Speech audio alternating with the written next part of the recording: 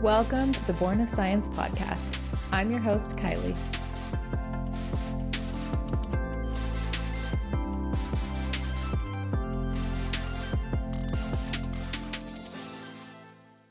Okay, hello everyone. Welcome back to Born of Science. I'm your host, Kylee. And today, this week, we are talking about my fertility journey, mine and my husband's.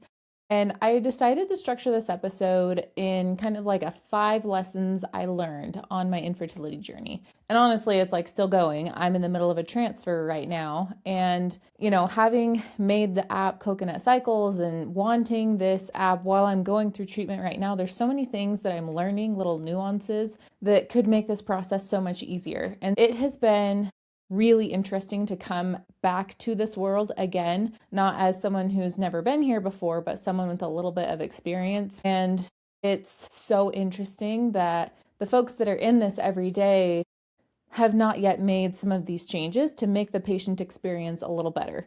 These are the lessons that I have learned that I want to share so that hopefully you don't have to go through learning these lessons the hard way and you're prepared and more informed walking into your experience. So without further ado, let's get into it. Lesson number 1, get your diagnosis and your partner's diagnosis as soon as possible. And unfortunately on this journey, we are all kind of stuck being our own advocate. And for some reason, I've had my knees scoped. Like I used to play soccer and I had like a longboarding accident. It was interesting to go into the experience of surgery for my knees. And with this knee surgery, I knew that it was really painful. I needed some help. I talked to the knee doctor and he's like, oh yeah, we'll, go scope your knees. We'll do one at a time. I do da. Just explained the process. And it wasn't anything that I really had to learn about. I didn't need to go to school to become a knee surgeon, right? It's not that way with infertility. And not to say that you need to go become a reproductive endocrinologist or a fertility doctor, but you do need to know as much as you humanly can about your own diagnosis so that when you find yourself going to a clinic, if you find yourself going to a clinic, you are prepared and understand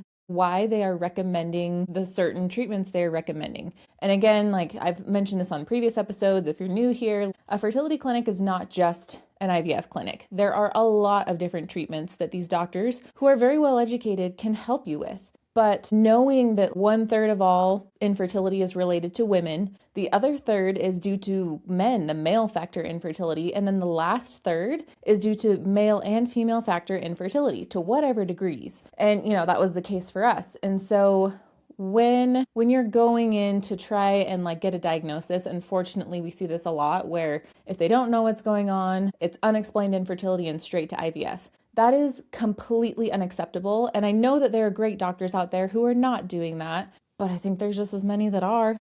Like anything, not all doctors are created equal. These are just humans who have gone to get some education in a specific area more than you have, so they know more about it, and you are hiring them for a service.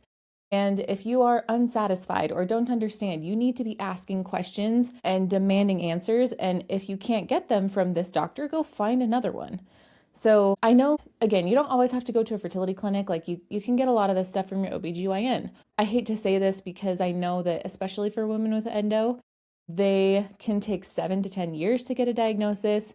We already know women's pain is not taken seriously. So then you add on that other layer of the fact that it's kind of tied in this reproductive health realm and they're telling you to just get on birth control. And I'm not saying birth control doesn't help with a lot of these issues. It certainly does. But you're not there to get on birth control. You're there to try to solve some of your problems. So going to your OBGYN would probably be my first start as a woman.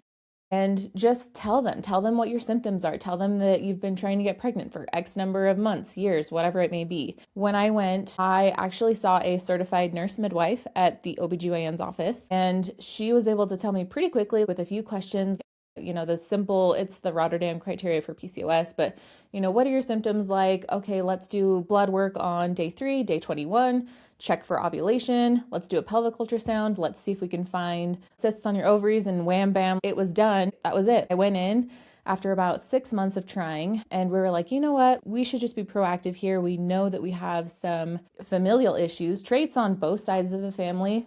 For myself and my husband. I think people don't talk about this a lot. If you end up getting pregnant eventually, It's just not something that's really discussed. And of course, they didn't test my husband. That's not what the OBGYN's office does, but a fertility clinic, it's super quick, super cheap to just go get a semen analysis. And I know they can do some more advanced semen analyses too. And there's male specialists, like a urologist is typically what a man would go see. I believe they call them andrologists. They're not at my fertility clinic. I had to kind of look this up and try to find a men's specialty clinic. We've personally never seen one, but we knew that my husband had high DNA fragmentation, low count, low motility initially at the very first clinic we ever saw. And so we're like, this may or may not work, but we had won 2 free IUIs by putting our name into a drawing for a grant. And that was spectacular because at the time it was like $500, which in the scope of all things infertility is like nothing really.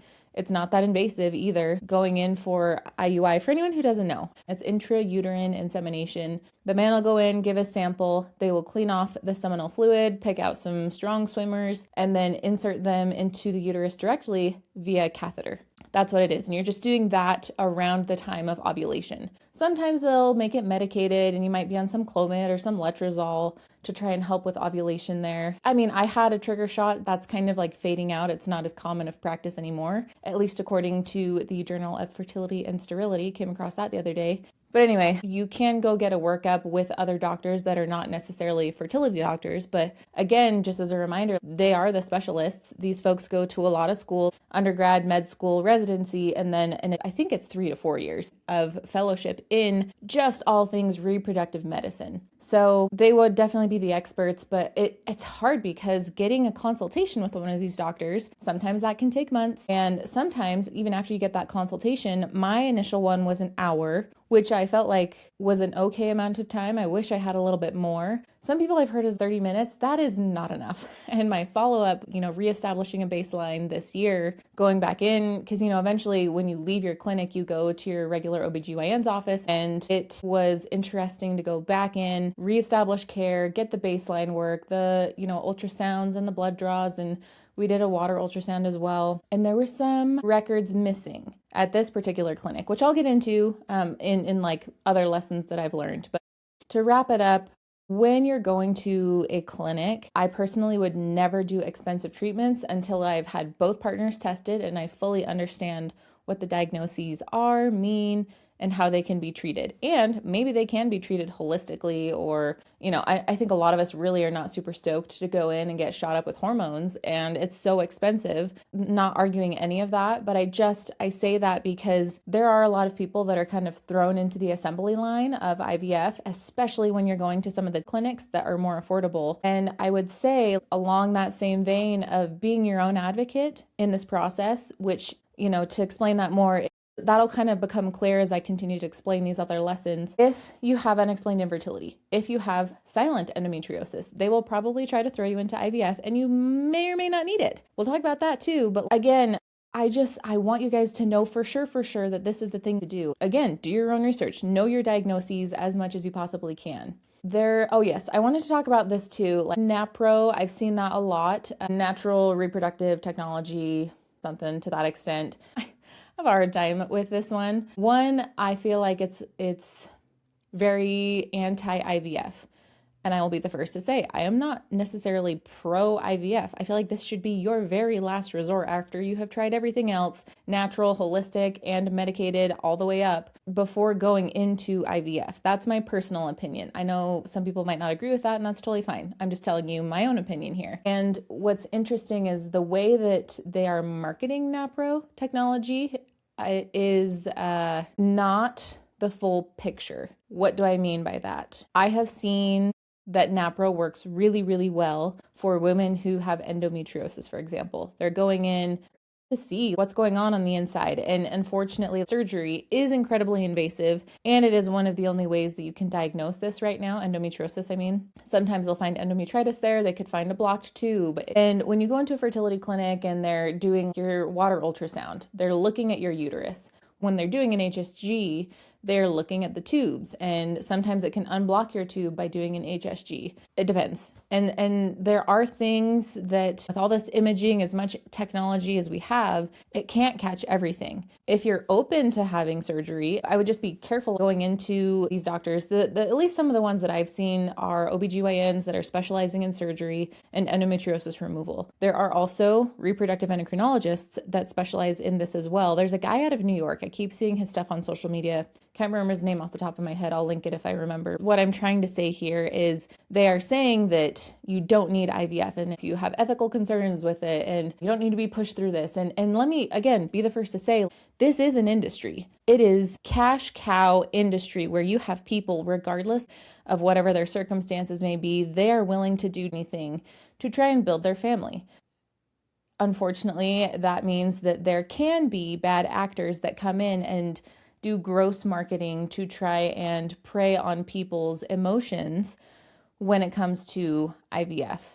Generally, it's bypassing or working around some of the issues that they have. For example, the very first IVF baby, she was born in the UK, and her mother had blocked tubes. So it's not as if she wasn't necessarily having issues ovulating at the time. It's hard to say. I don't think the guy had any sperm issues. And so they were taking the egg out, putting the egg and sperm in a dish together, and then putting it right back into the uterus. I mean, there was no cryopreservation at the time either. So when people say that this is an ethical thing and that you're creating all these lives, I definitely want to talk about that because, again, to date, I have never heard someone who is very, very anti-IVF even be able to explain the process correctly.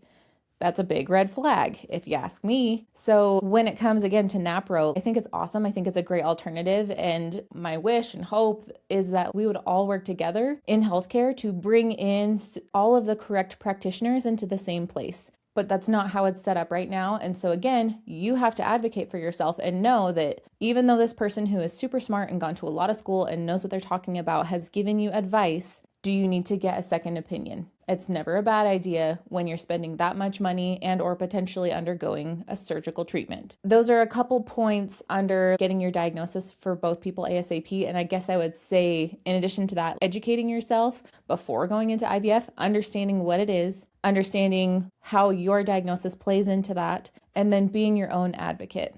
Number 2, exploring all of your family options and staying out of debt is lesson number 2. And when I say explore your family building options, I'm talking about alternative ways to bring children into your home that are not through fertility treatments, i.e. adoption and foster care. And the thing about these options, I could probably do an entire podcast just about the intricacies of the world of adoption and the world of foster care. There are so many different ethical considerations that I think people don't even know about until they step into that world that are not talked about. And you will always hear the common phrase, I don't understand why people are spending so much money on IVF when they could just adopt. And that just adopt is the problem. It is not just adopt. It is so expensive. It is so complicated. It is so ethically fraught with a lot of different issues for different reasons. There are more people who are willing and ready to adopt children than there are children who are available and ready to be adopted. And even thinking about it, saying that sentence feels a little weird to me because these kids can't exactly consent to adoption. But what I'm trying to say is those are the types of ethical things you have to consider. Where is this child coming from? And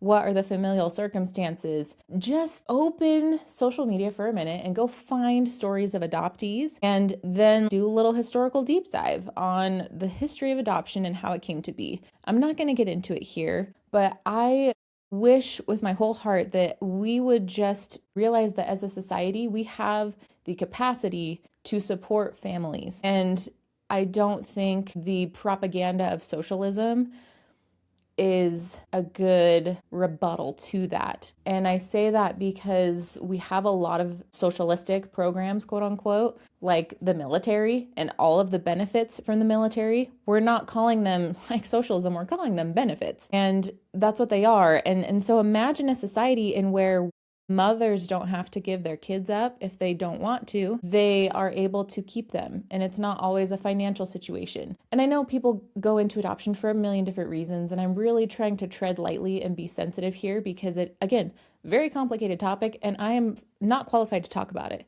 The only experience that we personally have is that after the IUIs didn't work, and this was a couple of years ago now, it's 2026. I think it was back in 2022 that we were kind of exploring this a little bit more, maybe 21, end of 21, early 22. We went to an adoption agency because up to that point, we hadn't really considered it. And I think a lot of people will be like, well, we have always had this on our heart and we want to adopt. And I think that's wonderful and good and beautiful. I love that for you. But I also think it's okay that this is not something that I ever considered, just because a lot of this had never even crossed my mind. I had no idea that the whole world of infertility even existed, really. I kind of knew of people that had kind of sort of gone through these things, but I didn't spend my time learning about it, not the way that I do now. And so call it ignorance, call it whatever you want, just none of this stuff ever crossed my mind. How I would build my family. I just thought, oh yeah, you are with your partner and you get pregnant and la-di-da. That's what we were taught, right? So anyway, it was just not something we had considered up to that point. We're like, okay, well,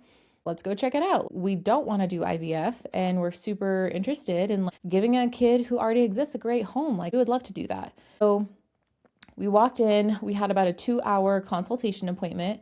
They kind of explained how everything works at their agency. And the long story short, I mean, I can't tell you everything that happened in those 2 hours, but we were quoted $50,000, 25 of which to put us in a pool of potential applicants that mothers can kind of work through and decide who would be a great fit for my child. And then the additional 25,000 would go towards supporting the mother. And rightly so. All of the things she's going through, I can't imagine the turmoil. And even going through that process, she has the option to change her mind. Wonderful. I think she should, as she should. Again, I would rather we are supporting mothers who really need the help. People say really horrible things about this. I've seen the cutest families on social media who are sharing their stories, and people will say horrible things like, oh, they went and bought a baby. And gross, disgusting things. It's like, don't you have anything better to do, first of all? Second of all, these things do cost money, but at the same time, yeah, are people taking advantage of the system? Yeah, you can't expect everyone, lawyers, for example, the directors, these people are doing a job, and so none of it can be free necessarily. Would be awesome if it was subsidized, but at the end of that consultation, we just walked out feeling real weird about it. And I can't put my finger on why. We ended up talking to a lot of family members, a lot of friends who had gone through adoption, asked them like, how are you doing this? Because $50,000, like, are you kidding me? At the end of the day, nobody cares if you can't have kids. That financial burden is on you, and it does cost money, and you're not trying to buy a child or whatever horrible things people are saying, but it's really difficult. So the whole open adoption thing, how adoptions used to be closed, there's a lot of considerations, especially over the last few years, that are very different now than they used to be. The fact that you could just put $25,000 down and there's no guarantee.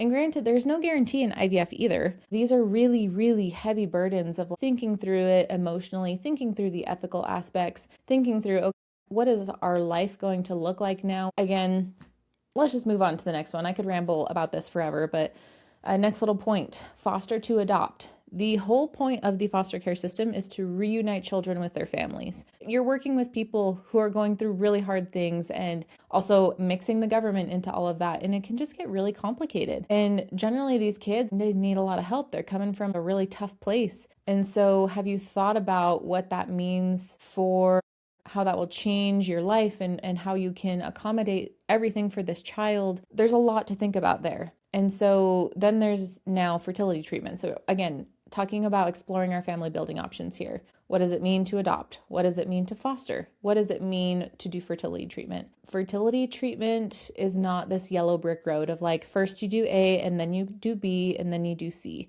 I think that there are some really interesting resources, especially that have just come out in the last few months from wonderful fertility doctors writing books. I've mentioned them in other episodes.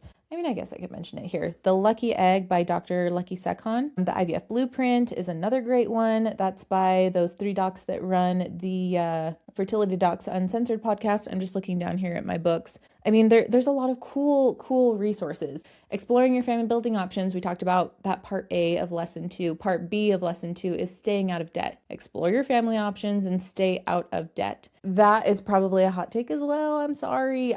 But imagine going through all of this heartache, this pain and suffering that you've already gone through, and however many years you've been waiting to go through treatment. And I totally understand not wanting to pause the clock anymore, because women do have a biological clock for a variety of reasons. I think we're learning now what that exactly means. And we're also learning that men and their sperm quality declines with their age, which previously was not discussed or considered. We want to stay out of debt. How can you do this? Well, let me say it this way first. Here's what I've heard of people doing, and here's why it freaks me out. Like, they're putting their houses on the line by getting a HELOC.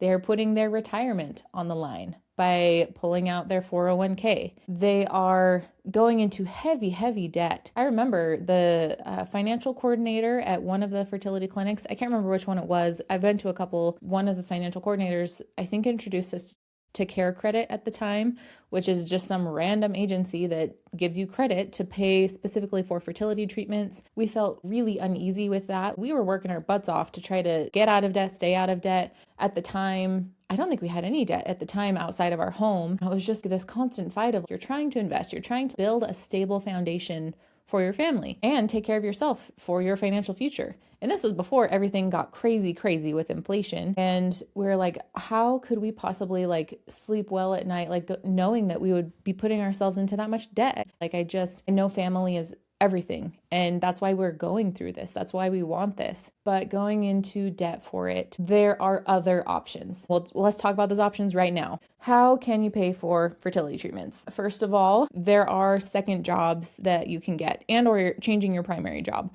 There are jobs out there, and I'm talking about the United States specifically here because healthcare is a joke. And it doesn't get any easier when it comes to fertility insurance, unfortunately, but there are different employers that offer different levels of fertility insurance. So where can you find these? I think that the Facebook groups that are around infertility are incredible. There are so many resources there. No offense, but these clinics don't have a clue. And if they did, and if they really wanted to provide a great patient care experience, they wouldn't be offering you credit. Give me a break. There's so many better options out there than that. So those you can find them in the Facebook groups. So for example, I know Walmart, Target, Starbucks, just off the top of my head, if you work maybe, I think it's got to be at least part-time, generally 75% of being full-time, and trying to work that into your schedule evenings and weekends. Tractor Supply I think they've really changed their benefits. And at the time, that's what we did. My husband got a second job and he worked on the evenings and on the weekends to meet the minimum requirement of hours so that we could qualify for the fertility insurance. And I'll get to that in a minute. They're, the tech companies like Facebook, Google, they all have benefits. The government has quite a few benefits. So there are running lists, and I didn't pull it up here because this is changing all the time, but I would just go find some of these really common Facebook groups. When you search it, it's probably going to be one of the bigger ones or more popular ones, and get in there and try and find a pinned Excel sheet of all the jobs that there are out there for you to get coverage. If you can change your 9 to 5, great. That makes it easy. If you can't, I know working 2 jobs is cuckoo bananas. Maybe we're already doing that in these economic times. I hear you. It's not easy. This is not an easy process. Nothing about this is easy or fair. And my heart breaks with you, but you can do it. You can do it. And I will say the way that we went through it, it wasn't easy per se, but it was easier than a lot of other people's journeys. That is one way. So that is one route you can go down to try and not go into debt. Here's another one. There are grants and giveaways and different auctions for fertility treatments. And I have read a lot of really tough stories where they say they've been applying for these grants and these scholarships for years and years and never get anywhere with them. And I hear you. I'm sorry about that too. I wish we could just give it to everybody. I don't know, let this health issue that we all have be covered by insurance. So some of those resources, there is hopeforfertility.org and resolve.org. Those are great places where you can try and apply for scholarships or different grants. At the time, what worked for us when we had gone to the OBGYN, I got my diagnosis, and then we went to just a local fertility clinic. And what was crazy is we had our initial consultation and we're like, oh, we've been trying this long to get pregnant, it's not working. And they're like, okay, do semen analysis. That costs money, money, money, check, check, check. It was just building up. And I was like, gosh, how are we going to afford this? At the consultation, they told us how much some of these treatments might cost. And so I just started doing my research, Googling away. This was before AI and all that, I guess. So I found the Utah Infertility Resource Center. Shout out. You changed my life. And I also, I think they changed it though. It was Utah Infertility Resource Center. Then it changed to Infertility Connections. And unfortunately, they had to close their doors for whatever reason. It was a nonprofit and it got a lot of the clinics together in the state. The clinics offered giveaways of like free IVF treatment or 2 free IUIs or whatever the treatments were. And the day that I found the resource center, the very next day, they were having their annual conference where they had all of these speakers and panels and had these giveaways. And I joined and won the IUIs, which was great. And we were stoked and we're like, okay, that's $1,000 that we just saved. Wonderful. And all of those little steps that you take add up over time.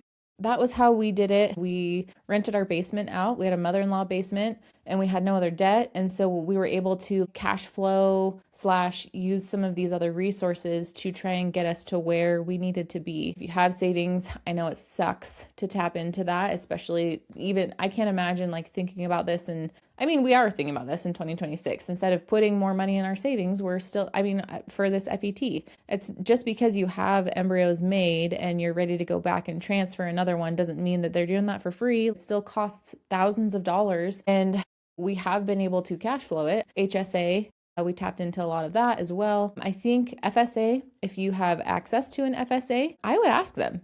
I'm sure that's probably eligible. FSAs for things like if you know your kid's getting braces that year, you can get all of the money up front essentially, or they'll need glasses or whatever it is. Look into it. And like, again, working for the government, even if they don't have fertility benefits, can you use your FSA? We should actually probably Google that. I bet you can. People will start side hustles or do auctions, giveaways. There's a lot of creative ways to do that. At the time, we did not feel comfortable blasting our story all over the internet. That clearly has changed. So bring it up to your partner, make a plan. I know it's not easy, but you really can do it. And the peace that you feel from not having to make those payments, it is horrible to be living under the thumb of a creditor. So again, I know there's so many people out there who probably won't agree with me and feel like they don't have any other options. I would want you guys to be able to tackle this process with confidence and with peace. So take it or leave it. This is just my opinion, y'all. Okay, so that was section 2, explore your family building options and stay out of debt. Section 3, lesson 3. I thought about rewording this a couple times, but I'll just say it. Naturopathic doctors and NAPRO technology, which I mentioned earlier, is not a scam. Just make sure you're doing your research. And I will say you should also be doing your research on your fertility doctor. So what does that mean? It means looking up your provider's credentials. There are some interesting actors out there, and this usually happens by word of mouth, where they will have some type of marketing that says, oh, we do this treatment and it's much, much cheaper than all the other treatments and it helps you get pregnant and it solves your infertility. Whatever things that they're saying that are kind of predatory. Where did they get their education? If it took less than 4 years, that gives me major side eye. Less than 8 years, if they're claiming that they're a doctor, I don't know. That would make me question a lot of things, gives me some red flags. I looked up the school that my naturopathic doctor went to. What even is this? Are you just like a woo-woo doctor over here? And I have since changed my tune. I love science, Born of Science podcast, but I think you got to take a mix of both. A scientifically crunchy, if that's a thing, that's what I believe. When it comes to modern medicine, I just think we need to come at it with a critical lens from both sides. Just because they're holistic doesn't mean they're better for you. Just because they're a doctor doesn't mean that they're going to help you. So just make sure that you're doing your research. You should be able to look up their credentials. What did we do? After the IUIs failed, we did the 2 for free and then we did 2 more. They didn't work and we're like, okay, well, what now? Because we had to figure out if we were going to drop 30 grand on IVF because that was the next step. The point is, I was watching a documentary on HBO Max, and it was called Not So Pretty. This was in 2022. It's wonderful. If you have not looked it up, it is a really easy introduction into the world of living a non-toxic lifestyle. And I think a lot of us have seen that all over social media. People at Costco holding up their bag of like, here's why you shouldn't eat this. Like it's not that. It's before all that came out. And it talked more about the beauty products. On this documentary, the naturopathic doctor, Dr. Leah Gordon, shout out, she is wonderful. I looked her up immediately and I was like, I want to see that woman. That's our next step. And so we called her up. We had a great consultation, and she just taught us a lot about the toxins in our environment and how that is affecting our fertility.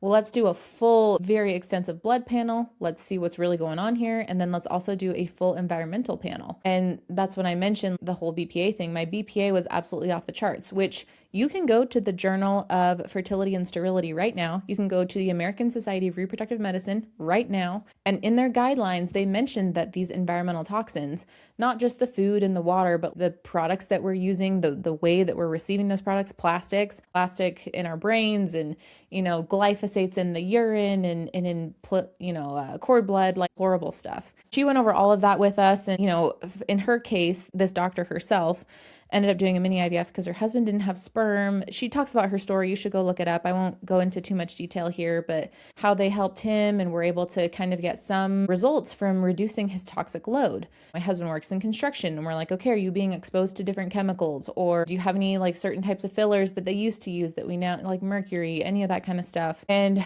she helps you remove that from your life. And so when I say that, sometimes I'll say like detox. And I know that's a knee-jerk reaction for a lot of people because our liver works. We don't need to help support its detox. That's the claim from doctors. I don't know. Maybe that's true. Maybe it's not. But we went on a very extensive supplement regimen based upon our blood work at that time and gave it about 3 months, plus adding a lot of sauna-ing in there to try to, quote unquote detox. And for the first time, I was ovulating regularly. I ovulated 3 times back to back. And I was checking this at home with the Mira hormone tester. I think there's like Anito. There's a couple different ones out there, and they have come a long way in 4 years. Like, good grief, I looked it up the other day, and they have so many more things you can test at home now, which is amazing. Shout out Mira. But that's what I went through, and those were my results. And so we had tried for those 3 months, still weren't getting pregnant. And we tested my husband again. And what was crazy is like, we're like, okay, we did this detox. We felt good about it. And we're like, okay, do we go back to her? We're still not pregnant, but we feel great. We had never been healthier. And that's kind of how we approached it, was like, listen,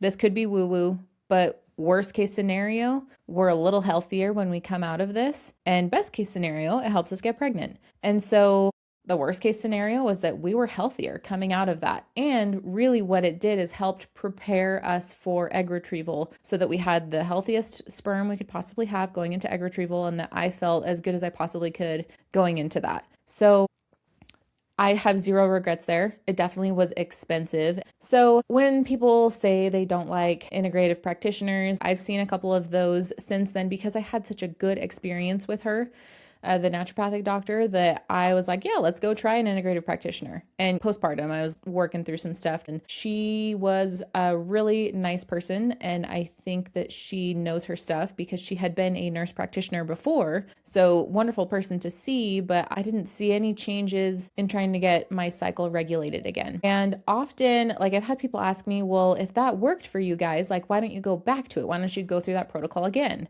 And it's like, okay, well, number one, that was incredibly expensive because we're not just talking about buying all of those supplements again. We're talking about getting all of the blood work again to make sure that we're getting the right supplements that we need to sort of balance things out in your body. And then the time that it takes, with no guarantee that it will work in the end. And, and I didn't mention this. I was going to touch on this too. Paul's sperm, we did the testing at one clinic, and that's when they realized he had some issues as well. And after going through this protocol, we were trying to figure out, okay, let's go back to the fertility clinic and kind of move forward from here. And we went to 2 different clinics in the Valley because we just weren't sure where we wanted to go next. We'd heard a few things about a few different clinics. And at both clinics, when they tested his sperm, it was completely fine. No issues whatsoever. And they're like, why are you thinking about IVF? Why don't you just go on some letrozole? Which so many people do. Clomid, letrozole, same thing. I mean, not the same thing, but they just simple ovulation induction medications. You take them for like 5 days or so, give or take, depending on your diagnosis, right? People will ask, like, why don't you just go through that process again? And one, it's like so expensive to do all of that again, like thousands of dollars, and there's no guarantee that it will even work because it didn't work the first time around. I don't really know how to explain this, but I'm going to try to explain this. For me, when we were going through this infertility journey, and I've mentioned this in another podcast episode, or maybe it was on social media or something, but it feels like standing on the edge of this big black hole of not knowing what's going to happen when you jump into it. And jumping into that big black hole is trusting that your body, with all of its whatever medical issues you have, whether it's insulin resistance or glyphosate or whatever that's messing with all of your hormones, if you fix it, will you get pregnant? Nobody knows. And that's kind of like the art that comes into the incredible science and highly regulated industry of reproductive medicine, is that yeah, statistically, if you do XYZ things, you're likely to have a child, but it's not a guarantee. It's slightly more of a guarantee than going about it the natural, holistic way. So going through IVF gave me a sense of solid ground I could stand on. Doesn't mean that it was going to solve all my problems, but knowing that we have embryos and we have more of a shot than shooting in the dark, I feel like that's what infertility is. It's like shooting into the dark and hoping that it lands somewhere, right? And you don't always know where it's going to land. So that's why it's not really a yellow brick road, is because everyone has all these different reasons and multifactorial issues that are preventing pregnancy. But another great thing I liked about going to a naturopathic doctor, she tested a lot of extra things. With these napro doctors, people have been able to find polyps and fibroids and scar tissue that for whatever strange reason fertility doctors were missing, which I feel like for the most part, at least from the doctors that I follow on social media that are really well educated, been in the industry for years, they're able to find that stuff. Let me just say it this way, like what things would I avoid as far as alternative treatments go? We did acupuncture. I don't think it did anything. And it was expensive. I think we paid $1,700 and it was for several months. And they did the same thing every single time. And maybe that's just because they're trying to get the blood flow to the uterus or whatever the heck they're doing. I'm not against natural stuff. I love natural stuff. I try to live a super organic, non-tox lifestyle. That's a big, big deal to me. I don't think that acupuncture did anything for me. And so I've heard a lot of people say this. If it makes you feel good, sure, do it because you feel good, but don't do it because you think it's going to factor into your success with IVF. If it did, don't you think they'd be doing that at the fertility clinics? And I know that's a big question because, oh, would they? Is this a conspiracy? I'm not going there. I'm just saying they're implementing a lot of technology at these clinics that are overcoming issues that people have had since the dawn of time. And hallelujah, what a time to be alive. We're so blessed to live in this time and to be women in this day and age. And I know our world has a lot of issues, and I say that coming from a lot of privilege because there are women who are suffering. I'm aware of that, but at least talking in the context of fertility treatment, wow, how great is it to realize that it's not just some ethereal thing that God is cursing you with and that you're just not supposed to have children. And just because you can doesn't mean you should. What a brainless line to say to somebody. No, it's a medical condition and we can overcome a lot of the issues. Napro surgeries, again, I touched on this a lot, but for just the perspective that they take so anti-IVF, it just bugs. It bugs because it feels slightly predatory. And to say that your surgery is a better option because it's not IVF is a little crazy because it's still surgery and surgery is really invasive. So that's my take. But I'm not saying it's bad. I'm saying it's another option. Go research it more for yourself. As we were going through this journey, we were able to find the job with Tractor Supply to where my husband worked his 9 to 5 and then he worked evenings 1 or 2 days a week for a couple hours at night and then on a Saturday. Not fun, not great, but it wasn't like he was working 100-hour weeks, nothing crazy like that. It was manageable. When you find yourself in a really, really difficult place, like with fertility treatments, and it seems like there is no path forward, it puts into perspective what's truly important in life.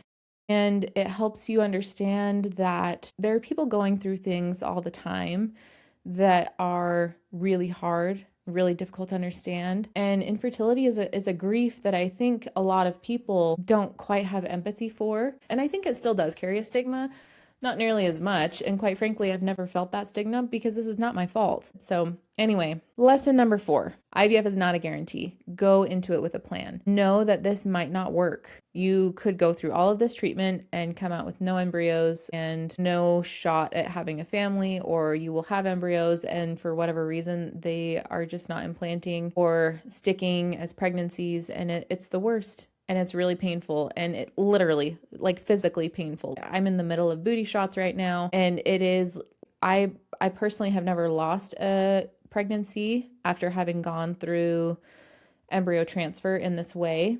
It worked for me in the past. The first embryo transfer that we had didn't work. And that's because I thought I could do a modified natural transfer, meaning we just do something like letrozole to try and encourage ovulation and not have to do this fully medicated, extensive, and expensive transfer cycle. And that didn't work. It didn't even implant. And I think I just was mad. What do you mean this didn't work? We did all of this work and we ended up genetically testing our embryos because the way it was presented to us was that it reduces your chance of miscarriage. We're like, well, great, let's do that too.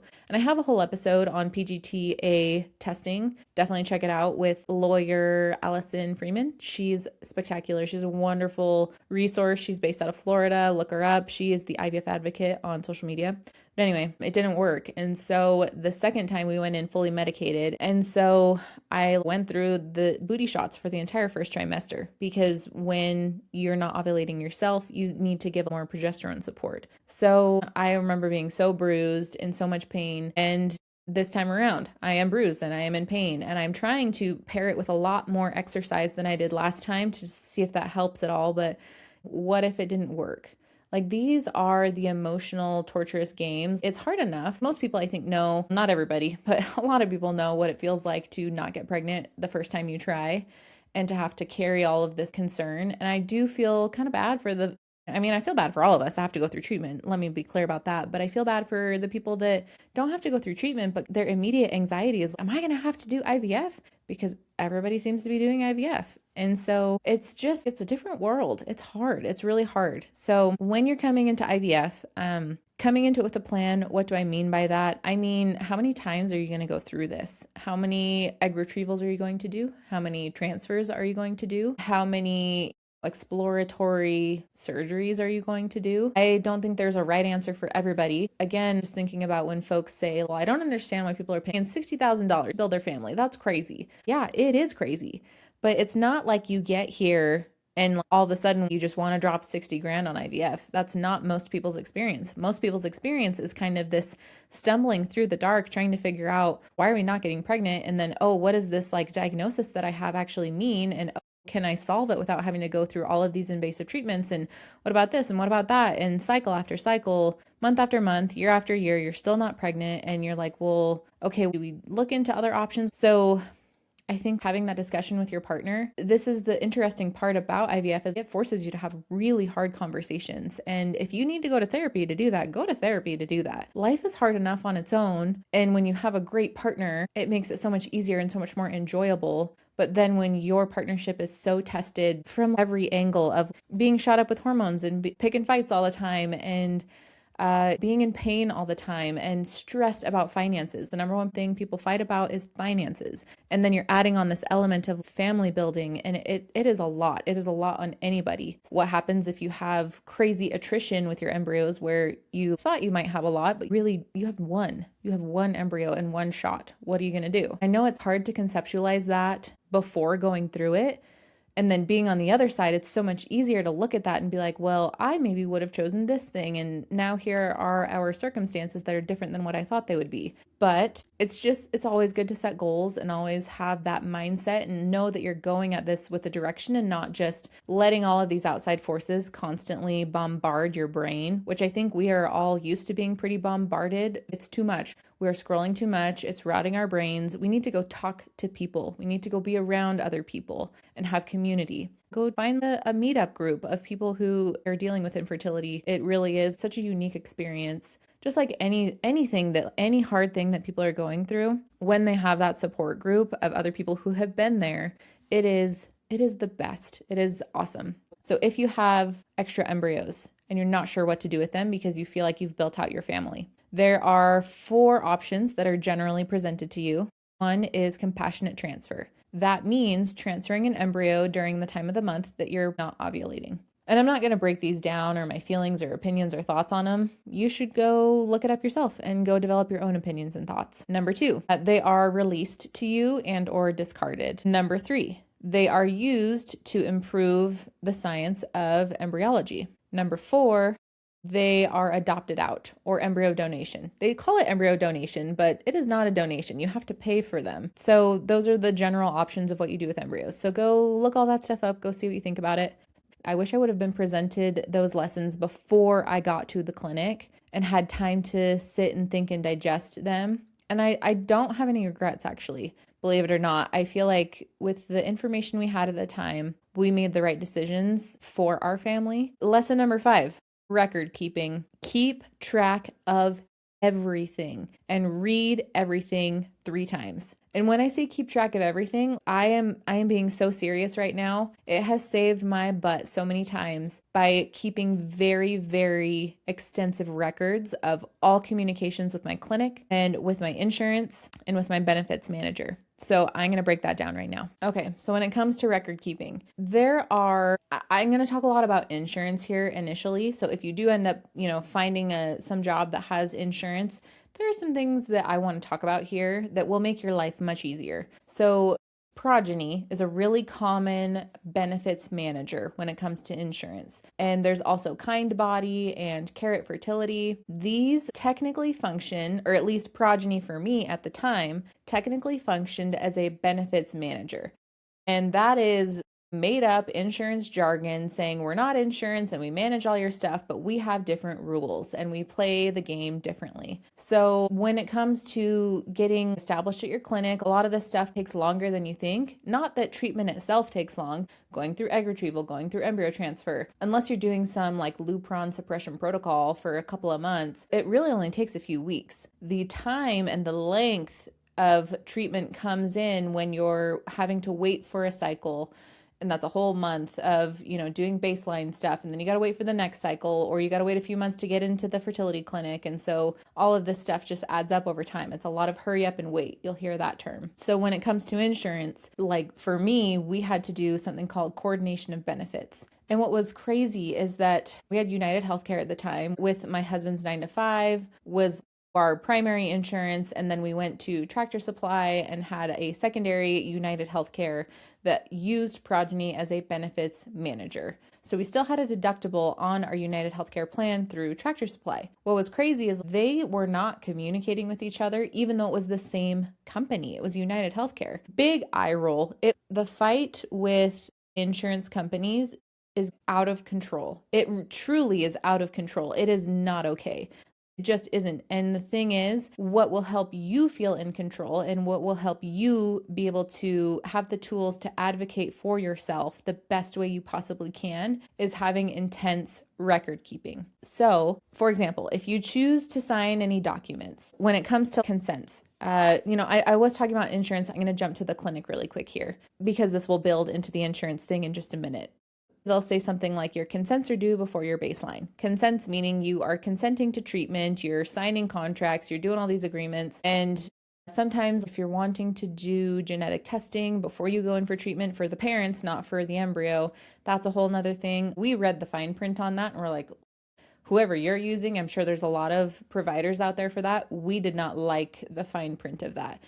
Read your contracts. Throw it into ChatGPT. I don't care what you do, but this is not the time to be flippant about the stuff that you're signing and agreeing to. So I'll just say that, read it, give it a day, come back another day, read it again, make sure you understand it before you just sign a lot of things. Okay. The next thing. So here's what I have done. I still to this day, I reference this all the time. I set up 3 different Excel sheets, and the first Excel sheet will track all of your communication with your clinic, your insurance company, and your HR or your benefits manager. Call it your communication sheet. The second sheet is tracking your finances. And when I say finances, like the services rendered, what have you actually paid out of pocket here? And I'll break these down a little more in detail in just a second. The third sheet is tracking your actual results from the clinic. When I'm saying results, I'm talking the results of your blood work, the results of your ultrasound, the results of your egg retrieval, what was your fertilization report, all of that stuff. So, okay, let's get into the first one. And I'm sticking to my notes here because I don't want to miss anything. And I have thought, if this is helpful to you, maybe I probably should just do this. I'll create some sheets, and if you guys want to use them, you can use them. I'm not going to charge you or anything for it, but this has helped me a lot. So the first sheet that is tracking all communication. So this is phone calls. This is emails. Anytime you are calling somebody and talking to them about something or anything, and I'm including talking with your nurse coordinator in this as well. Get the date, get the time, get the person's name and title, get their supervisor's name and title, get the department that they work in, write down notes that you understand about what you discussed, and take down any reference numbers or case numbers related to that particular call because they have all of that on their end. Make sure you know how long the call was. Was it 15 minutes? Was it an hour and a half? And then record the call if you get the chance to. If it's an email, download a copy of that into your Excel sheet. Why do you do this?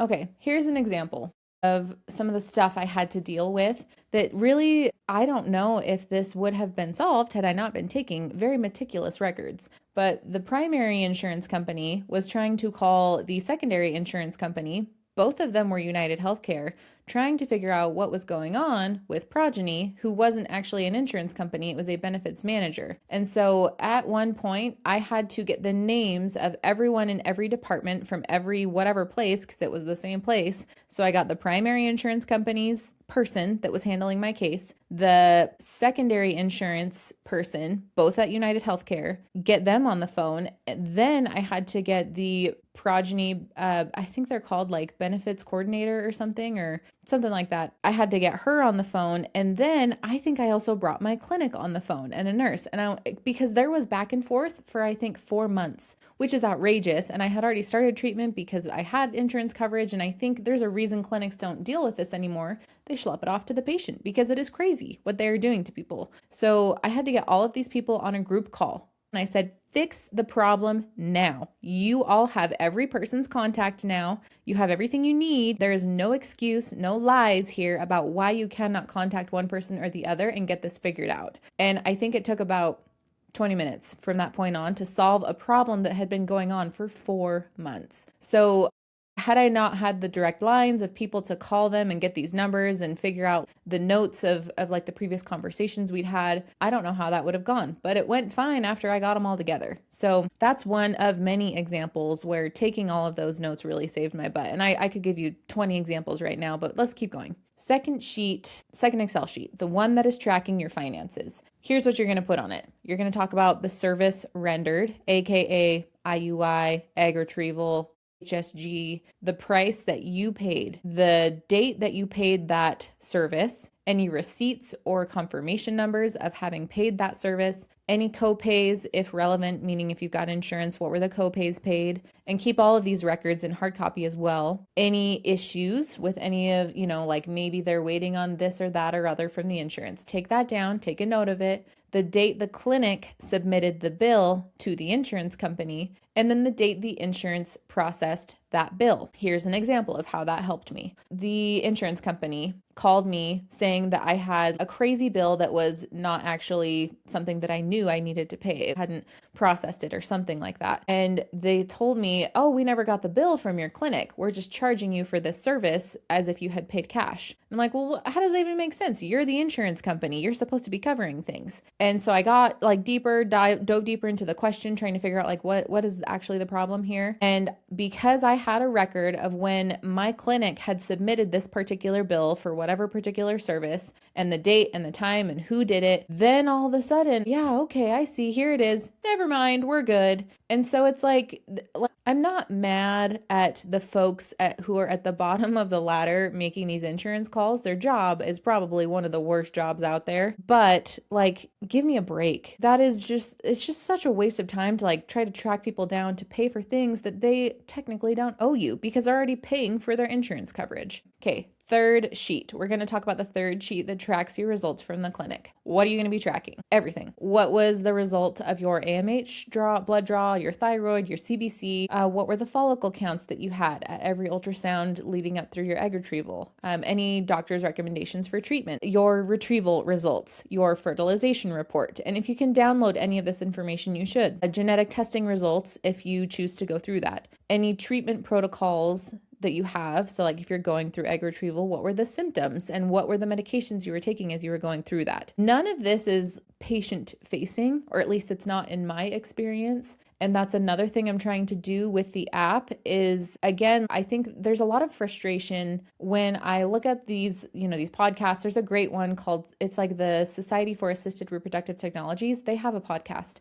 and it's like doctor to doctor and they're chatting with each other. And it's not necessarily super high quality or anything, but the education is fascinating. And some of the stuff goes over my head when they start getting really clinical, but most of it I understand. And a lot of their frustration, doctors' frustrations, or folks that are kind of at the top running things, running the clinics, running these big networks, is that there is a lack of patient education, which is an interesting response to what patients are experiencing. I agree to in a way, yeah, patients need to come into IVF already knowing what it is, already knowing about their diagnosis. And that's just not always the case. And so when they have these hour-long consultations, they're like, oh yeah, I've done my job. I've educated the patient. But sitting on the patient side, I can tell you firsthand, this is like a fire hose of information. If this is the first time you're hearing what your diagnosis is and why it's a problem and all the things you need to do to fix it, and then, oh yeah, here's all these treatments, and oh yeah, here, go talk to this financial coordinator, and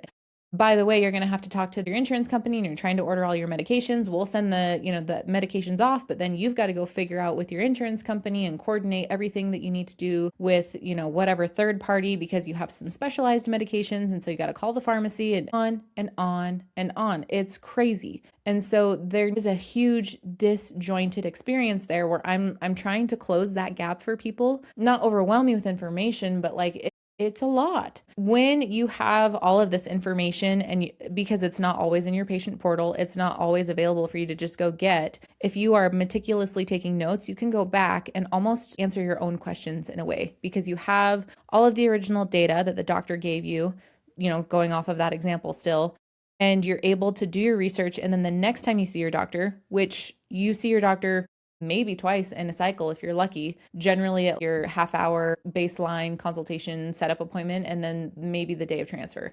My doctor's not even going to be at my transfer. So, that, again, welcome to American healthcare. I'm not saying that the way that they've set this up is bad. It's just none of it's good for anybody. So when you have those meetings, come to the table prepared with real questions and try to solve answers to your own questions or just confirm some things with them. Don't spend it trying to learn about stuff that you could go learn yourself, is what I'm trying to say here. So that's the third sheet. So tracking all those results. Let's see. Oh yeah, this is also helpful too if you end up switching clinics, which is a common patient experience because these clinics are junky sometimes when it comes to the patient experience. Remind yourself that you chose whatever treatment at this last clinic, and then let this other clinic know.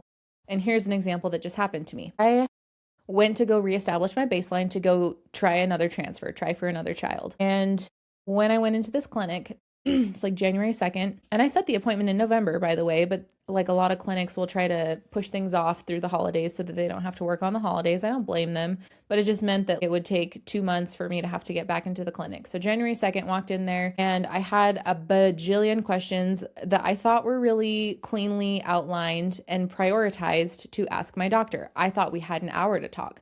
Found out we only had half an hour. I was like, wait, what? And so trying to prioritize all these questions, she was so knowledgeable. She was so kind. She was so thorough. I'm so grateful for our meeting that we had. And what was interesting is that she said, hey, by the way, based upon the medical records we have for you, I don't think you should be doing IVF. Who pushed you into this process? And kind of started going down this hole because she didn't have the record of my husband having sperm quality issues. And she also didn't have a few records of failed IUI because those don't just magically transfer from clinic to clinic. You have to request that. And I believe I did request it and it still didn't get over. And I met with a different doctor before reestablishing care who just failed to take down some of this information. So had I not had all of these records and known exactly what she was talking about and could fill in the gaps for her, that could have gone a very different direction.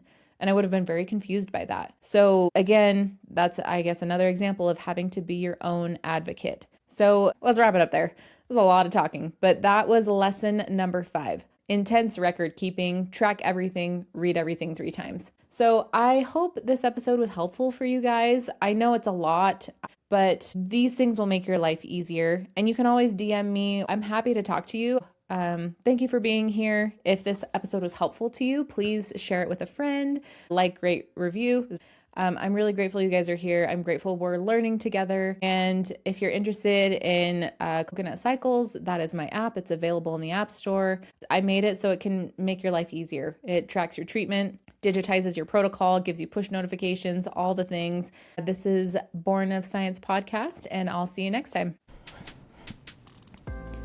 Fertility medicine is a rigorously trained, evidence-based field.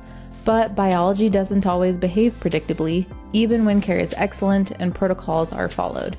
If this episode raised any questions for you, consider writing them down, whether that's for a future appointment or in the Coconut Cycles app to bring into conversations with your care team. This podcast is for educational and informational purposes only. It's not medical advice, and it doesn't replace conversations with your own doctor or care team. Any views expressed by our guests are their own and don't necessarily reflect mine or Born of Science. If this episode was helpful, give us a rating, follow the show, and share it with someone who needs it. And we'll see you next time.